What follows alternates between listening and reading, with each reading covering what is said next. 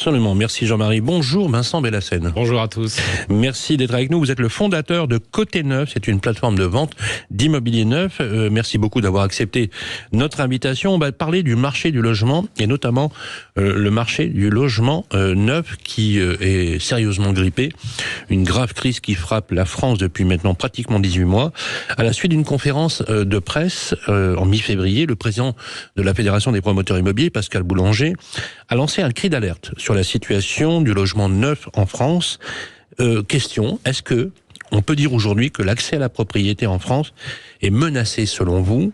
Et je vais même ajouter et enfoncer le clou, est-ce qu'une pénurie de logements se profile à court et moyen terme qui va enfoncer finalement encore plus les difficultés des Français, à la fois dans la location mais aussi dans l'accession à la propriété?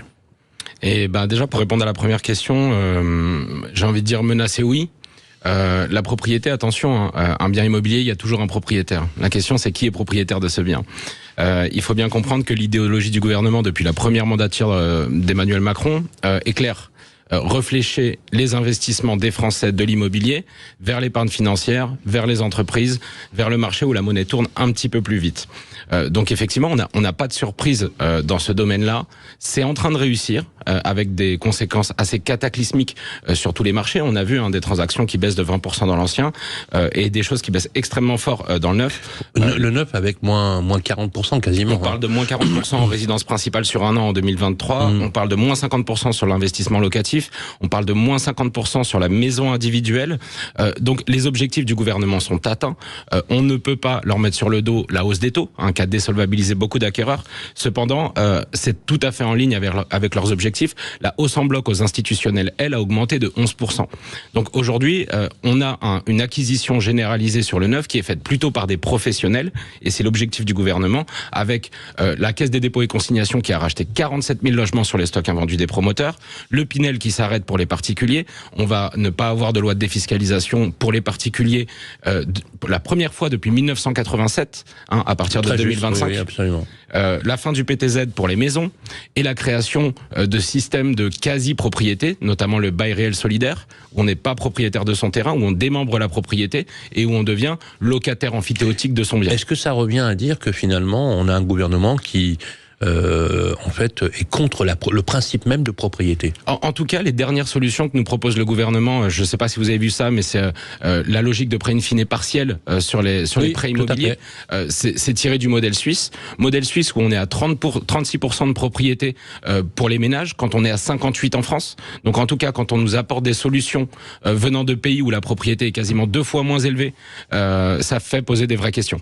Alors justement, on va parler de cette ampleur de la crise. Vous la vivez au quotidien et pourtant, je prends vos résultats. Vous, chez Côté Neuf, connaît pas la crise. Alors, nous, l'entreprise, non, mais parce que structurellement... Alors, expliquez-nous comment vous faites. Mais parce qu'on est dimensionné pour avoir l'accès à la totalité des promoteurs du marché avec une offre un petit peu différenciante. Alors, rappelez-nous d'abord comment vous fonctionnez, pardon. Oui, pardon.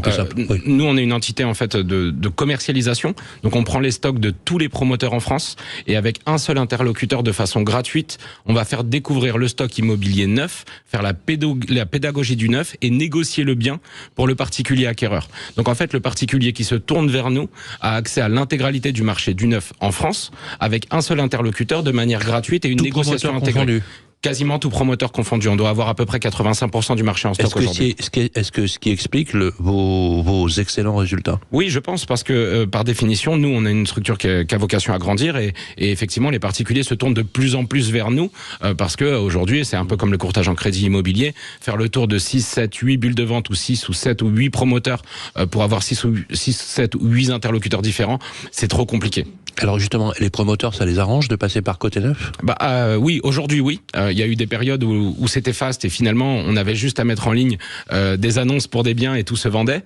Aujourd'hui, avoir des équipes de vente pour un marché à moins 50%, des équipes salariées de vente pour les promoteurs, ça a de moins en moins de sens. Les entités comme la mienne viennent variabiliser finalement les coûts de vente pour les promoteurs et donc ça a un intérêt pour le particulier qui a une offre groupée et négociée au même endroit et un intérêt pour les promoteurs qui eux vont avoir une structure de coûts totalement variable pour la mise en vente de leurs services. Combien vous faites de ventes dans l'année? On vise là pour 2024, on va viser le millier de réservations. Ah, pas mal. Alors justement, quel est le profil de vos acquéreurs? C'est des primo-accédants? Alors, il y a un peu de tout, parce que le neuf, finalement, on va avoir beaucoup de primo-accédants, du fait des aides existantes, notamment le prêt à taux zéro qui est encore actif, les frais de notaire qui sont réduits, voire offerts aujourd'hui par les promoteurs. Est-ce que c'est toujours aussi intéressant d'acheter du neuf ?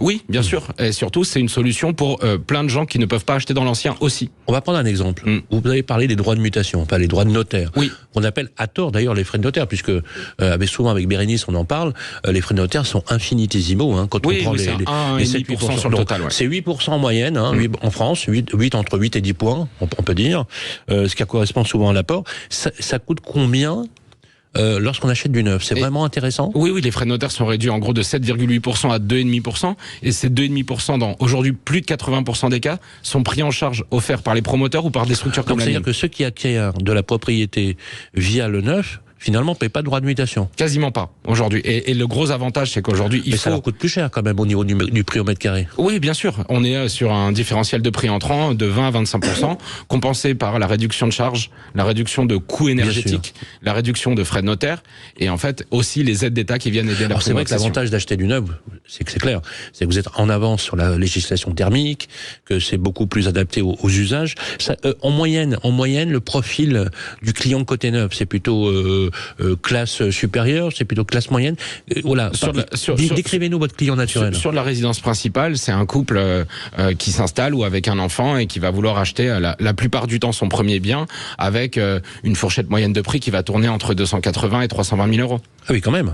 Alors on est beaucoup en Île-de-France aussi, parce qu'il y avait un gros stock de logements en Île-de-France. Donc oui, c'est des coûts qui sont assez élevés, mais on a une clientèle qui est très intéressée par ce type de. On l'a vu tout à l'heure. Vous l'avez d'ailleurs indiqué. Et c'est même assez délétère. La fin du Pinel, la fin d'une loi de défiscalisation, c'est très important, Jean-Marie, justement, puisque pendant des années, il faut savoir que la promotion immobilière, l'offre de logement, a été soutenue grâce à ces millions de petits investisseurs, où on a dit, voilà, au lieu de payer des impôts, ça vous permet d'acheter un bien, et puis vous le louez à un prix réglementé. Donc, exactement. Mais ça, le gouvernement en paiera le prix face aux Français, de toute façon. On parle d'explosion de la demande.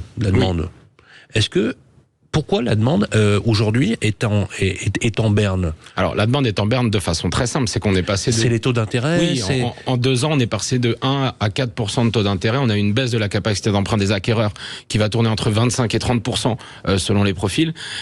Quand des personnes ont cherché un bien immobilier il y a 2 ans et qu'aujourd'hui elles ont 30% de capacité d'emprunt en moins, elles ont soit 30% de surface en moins, soit 30% d'éloignement en plus par rapport à l'endroit qu'elles visaient.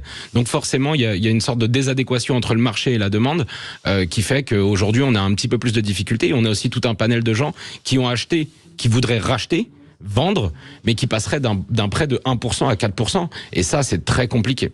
Ce qui vous a sauvé finalement, pardonnez-moi, peut-être le terme n'est pas forcément approprié, c'est le fait que vous concentrez une offre globale. Exactement. Il y a d'autres players comme vous sur le secteur? Très peu, ouais. Alors justement, vous êtes bien évidemment spécialisé sur l'immobilier neuf. Est-ce que comment on fait lorsqu'on est, vous savez, on appelle ça le parcours résidentiel. Oui. 87% des Français aujourd'hui, tout âge confondu, veut accéder à la propriété. Oui. On y accède de plus en plus tard, justement. Et souvent, lorsqu'on pose la question aux Français, ils nous disent c'est compliqué, on n'a pas l'info, c'est pas évident. Il faut des vous savez, des certificats, il faut faire des, il faut faire de l'amiante, le DPE, etc., etc. Alors ça, c'est sur l'ancien. Bérénice, c'est un parcours extrêmement complexe. C'est compliqué. Ouais. Et puis il y a un manque de connaissances générales des gens sur qu'est-ce qu'un crédit immobilier, qu'est-ce qu'un bien immobilier, qu'est-ce qu'est la capitalisation immobilière. Et donc tout ça, les problèmes de transmission, les problèmes de régime matrimoniaux entre le pacte, etc. Et donc tout ça, le but c'est d'avoir, en tout cas nous c'est ce qu'on essaye de faire. Déjà on essaye d'être un guichet unique pour ça et de fournir un interlocuteur qui va pouvoir aiguiller gratuitement le client dans ces démarches-là et cette compréhension-là du sujet de la propriété. Ensuite, ça veut dire que vos collaborateurs sont formés par exemple le régime matrimonial, les problématiques de crédit et autres. Oui, 80% des gens chez moi sont d'anciens banquiers privés ou voilà, des accompagnateurs très bien formés sur tous les sujets patrimoniaux et fiscaux de l'immobilier. Nous on intervient intervient principalement en résidence principale, mais en fait, on se rend compte, moi je vois, on intervient même sur TikTok, sur Instagram, avec mes équipes, du niveau de la jeunesse sur la partie financière, qui est finalement assez faible. Et donc, à mon avis, tu parlais du parcours résidentiel, l'idée la plus importante, c'est de se dire qu'il faut aller voir des professionnels, d'abord pour son crédit immobilier, un courtier fait très bien le travail, c'est une solution qui est gratuite tant qu'on ne fait pas d'opération. Aller voir ensuite un intermédiaire, que ce soit dans le neuf ou un chasseur d'appartement dans l'ancien, ça a du sens aussi pour se faire appuyer. Aujourd'hui, le marché est trop vaste, trop différencié pour pouvoir réaliser toutes ces opérations-là tout seul. Alors, on parle beaucoup de rénovation énergétique. C'est un peu la dent creuse. On parle de millions de logements à rénover. On parle même de quasiment 5 millions de passoires thermiques. Côté thermique, pas de problème pour le neuf. Ah non. Est-ce que, alors ça c'est une question qui nous est très souvent posée, on en voit de plus en plus dans la shortlist, la partie DPE, c'est-à-dire la partie énergie et confort thermique, confort d'hiver comme le confort d'été, devient un choix prioritaire pour les Français. Oui. Est-ce que c'est le cas aussi chez vous ? Oui, complètement. C'est d'ailleurs ce qui fait que beaucoup de gens s'orientent vers ce choix-là. Il faut savoir que je crois que c'était 40% aujourd'hui des gens qui accordent une importance à l'étiquette énergétique du bien. Il faut savoir que on n'a que 4% du marché français qui est en DPE A ou B, et tous les biens neufs vendus aujourd'hui rentrent en plus dans ces 4%. Mais en tout cas, quand on achète un bien neuf, on achète un bien qui fait partie des 4% des biens les plus qualitatifs énergétiquement et en termes de confort sur le marché immobilier. Et ça dure. Et ça dure, bien sûr. Et c'est quelque chose de beaucoup plus durable. Merci beaucoup, Vincent Bellassène. Je rappelle que vous êtes le fondateur de Côté Neuf. On peut vous retrouver très facilement. C'est une marketplace qu'on retrouve sur Internet. Merci. Bien sûr. Et aussi sur Instagram et TikTok. Voilà. Il ne faut pas avoir peur. On peut acheter un appart sur TikTok. Moi, je trouve ça génial. Et oui, on est plus au Minitel, sur TikTok. On n'est plus au Minitel, mon cher Sylvain. Mais c'est vrai. Allez, à suivre sur Sud Radio.